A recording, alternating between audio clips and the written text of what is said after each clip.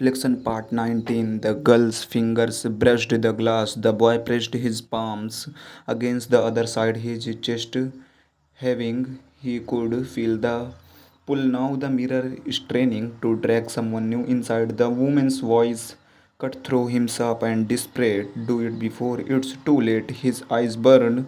She is just a kid, but the shadows swarmed closer, their whispers burrowing into his skull.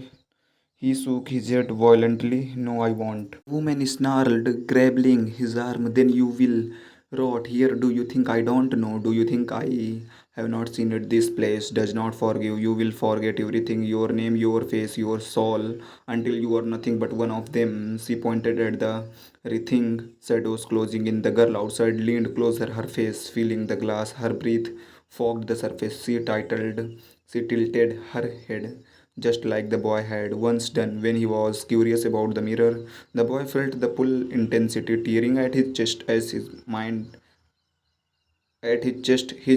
screaming for release. The shadows hissed louder. His hand shook violently. He wanted to scream at the girl to run, to never come back, but the words would not. From the mirror, twisted them, strangled them, turned them to silence, and then something inside him cracked. The longer he stayed, the more he forgot already. His sister's name was gone. His father's face had blurred. He could feel himself dissolving piece by piece. One more day, and there might be nothing left of him. His trembling hand reached for the glass. The girl's hand hovered on the other side, inches away. Their fingertips nearly touched the mirror, repelled, waiting, and in that instant, the boy understood it was not about who deserved to be trapped, it was about who was willing to damn another. Now we are at the razor's edge. He is about to make the decision. The mirror reflection part 20. The boy's fingers trembled against the glass. The girl's hand hovered closer, her wide eyes filled with innocent curiosity. She did not know, she could not know. Behind him, the shadow screamed, voices like knives in his skull. The woman's face was hand, but her voice cracked. Do it or you will be nothing. His heart hammered, memories flickered in his mind like dying spanks.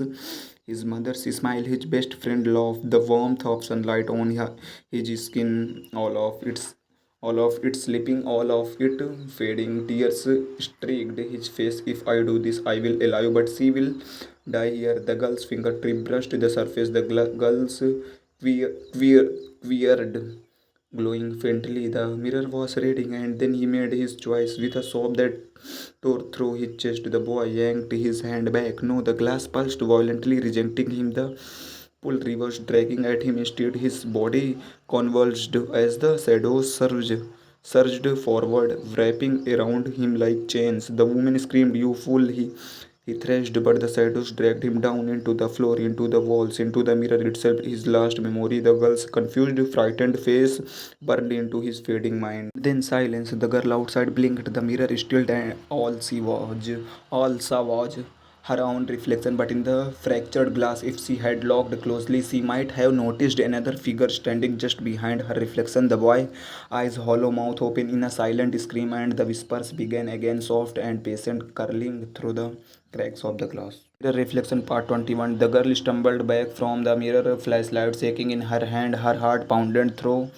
She could not explain why she had not seen anything, just her own reflection, still a cold weight pressed against her chest, heavy and suffocating as though she had brushed against something alive. Her friends called from the hall, laughing nervously, asking if she was too scared. She forced a shaky laugh and ran to catch up, but when she glanced back, the cracked mirror seemed to pulse faintly in the dark. That night she could not sleep. Every time she closed her eyes, she saw flickers, not dreams, memories, but they were not hers. A boy's voice calling for his mother, the smell of rain on pavement, a birthday cake with 12 candles. She sat up in bed, heart racing. What's happening to me? The window across the room reflected her pale face. For a moment, her reflection smiled through. She had not. She scrambled out of bed, throwing a blanket over the glass. Her breathing came in short, shallow gasps.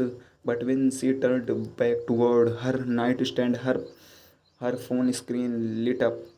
The camera was on, and on the dark display she saw him, a boy, pale and hollow-eyed, standing just behind her. She spun around, no one there. The phone slipped from her hand, clattering to the floor. On the screen, the boy's reflection leaned closer, his mouth moving silently, throat closed. She could read the words even without hearing them. Help me. The mirror reflection, part 22. The girl avoided mirrors for days. She covered her bathroom glass with tape. She shut off her phone's front camera. She even kept her head down when passing shop windows. But reflection had a way of finding her. It started small, a simmer in her spoon at breakfast, a flicker in the dark screen of her TV, always the same boy, pale, hollow-eyed mouth moving in silence. Then one morning her reflection spoke first. She froze toothbrush halfway to her mouth. The reflection in the taped up mirror whispered, muffled but clear enough, please let me out. The girl stumbled back, heart slamming in her chest. The reflection pressed its palms against the glass, eyes wide with desperation. She repelled, she ripped the tape from the mirror, half hoping it was a trick of her mind. But there he was, faint like a shadow overlaying her own face. Her voice trembled. Who are you? His lips moved again in perfect unison with her own mouth, though the words were not hers.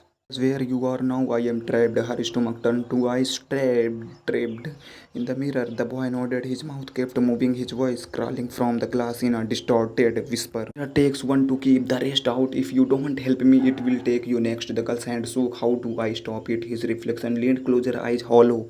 The lights in the bathroom flickered behind the boy's face. Dozens of others appeared, men, women, children, all pressing against the glass, their mouths moving in unison. The girl dropped the toothbrush, stumbling backward until she hit the wall. Her reflection did not follow, it just smiled.